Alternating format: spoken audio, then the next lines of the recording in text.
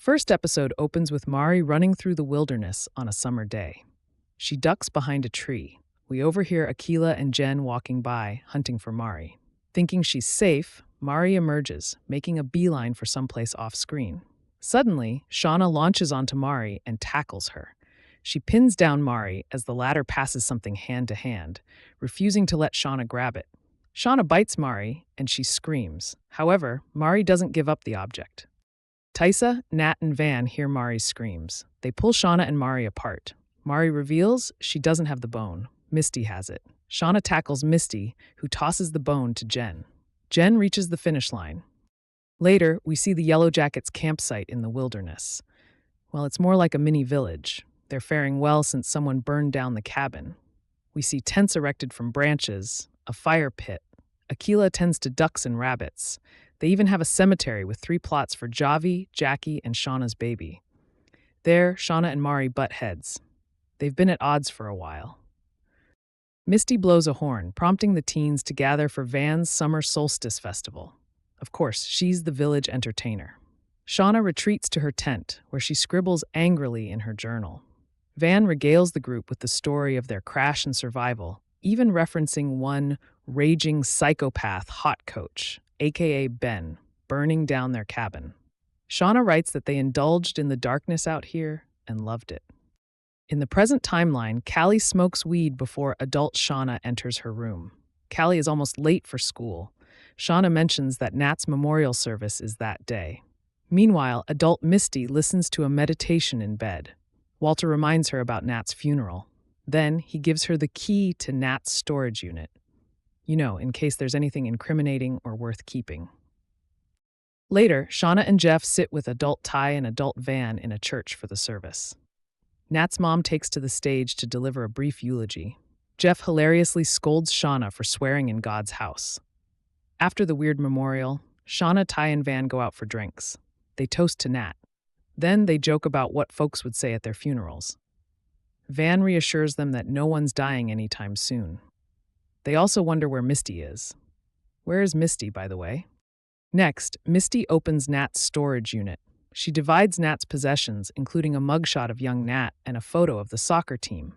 However, Misty is more interested in Nat's leather jacket. In the 90s timeline, Shauna asks Melissa to assist her with the butchering. Mary and Shauna's bitter feud continues. Melissa pokes fun at Mari, to which Shauna remarks that she didn't know Melissa had a personality. Akila approaches with something she made for the upcoming ceremony for Shauna to wear. She mentions Shauna's baby, which sets her off. Elsewhere, Nat, Ty, Jen, and Van meet to discuss camp matters. They address Ben's whereabouts.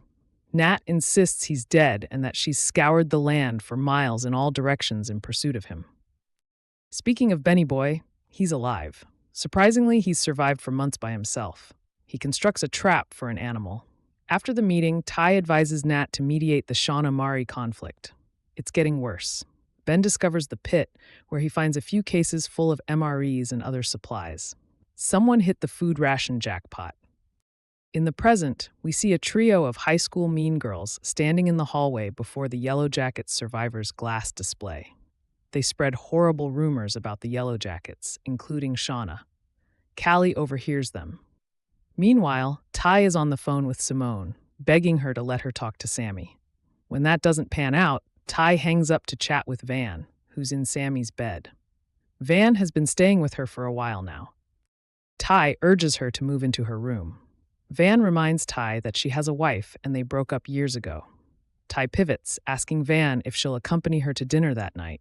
She'll pay. At the same time, Callie waits outside her school for a delivery. Randy Walsh arrives on a scooter with her order, which is quite unusual. Then we see Shauna smoking in Callie's room when Callie's principal calls her. Later, in the 90s timeline, Travis makes shroom tea for himself. Lottie is also riding that high. They wander through the wilderness. They sit together for a spell. Lottie encourages him to feel his feelings about Javi's death and, eating his brother. It's okay to be angry. Lottie tells him about being on medication before the crash and visiting multiple psychiatrists. Suddenly, Travis hears the trees screaming. Lottie reminds him that it's not real. Travis warns her that she'll inevitably hear them too. Creepy. In the present, Jeff is furious that Callie was suspended for assaulting her classmates with guts. Shauna doesn't think it's a big deal. Jeff worries about Callie.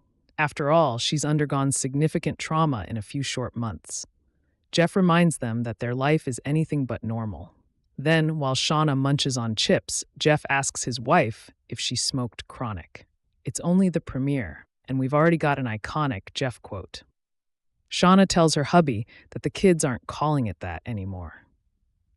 Later, Ty and Van are at a swanky restaurant for dinner. Sure, Ty self-impeached herself before she took office as senator, but she still has connections. Van looks around uncomfortably, asking Ty why she doesn't have the urge to take a flamethrower to this place. Ty suggests they get pizza and ice cream instead. While Ty's in the bathroom, Van's expression changes as she surveys her surroundings. Then, our former lovebirds decide to dine and dash. Their waiter, Nathaniel Schuker, gives chase. They run a few blocks. A good Samaritan saves the waiter from getting struck by a bus. Unfortunately, the waiter goes into cardiac arrest. I feel like this means something. Ty and Van stop to catch their breath while laughing. Glycerine by Bush plays, and I'm surprised it's taken 3 seasons to get this needle drop. Ty and Van make out. Ty spots the man with no eyes while they kiss, though. In the 90s timeline, Shauna's Capture the Bone team serves the opposing team, the winners, for dinner. Shauna spits in Mari's deer soup. After Mari calls her out, Shauna attacks her, shoving her face in the mud. "I told you to eat, bitch," Shauna yells. I love unhinged Shauna. That's my favorite version. Nat steps in and delivers a punishment. She puts both girls on house arrest in their respective tents. Meanwhile, in the present timeline, Misty waltzes into a bar while wearing Nat's leather jacket. She's a cool girl now. She asks the bartender, who's also the chop shop owner from season 2, for a shot of whiskey. She downs 7 of these. She spies teen Nat in a mirror, telling her she shouldn't take shit from anyone. Then, Misty tries to set a couple dicks on fire, as you do when you're inebriated. Next, Shauna homeschools a suspended Callie. Callie shows her mom the footage of her dumping the animal guts on those mean girls. She explains that said girls were stirring up incendiary gossip about Shauna and the Yellowjackets. Shauna loves it and asks Callie to play the video again. Poor Misty drunkenly walks home from the bar as Walter pulls up beside her.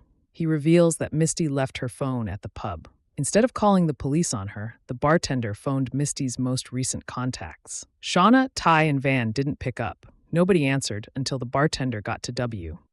Misty dissolves into tears. Walter embraces her as she sobs, admitting how much she misses Nat and how much she blames herself for Nat's death. Meanwhile, a mysterious blonde woman stands outside the Sadecki house. Callie finds an envelope addressed to Shauna on their doorstep. It also boasts the wilderness symbol in the corner. Callie opens it to discover a small tape within. She pockets the tape and disposes of the envelope. In the 90s timeline, Lottie leads the survivors in the ceremony after dinner. They don hoods that look like the seat covers from the crashed plane. They stand before the 3 graves. Lottie addresses the spirits of Javi, Jackie, and Shauna's baby and urges them to guide them in the wilderness. They release lit paper lanterns. Suddenly, everyone hears the trees screaming, that same rumbling, grumbling noise Travis heard while on shrooms.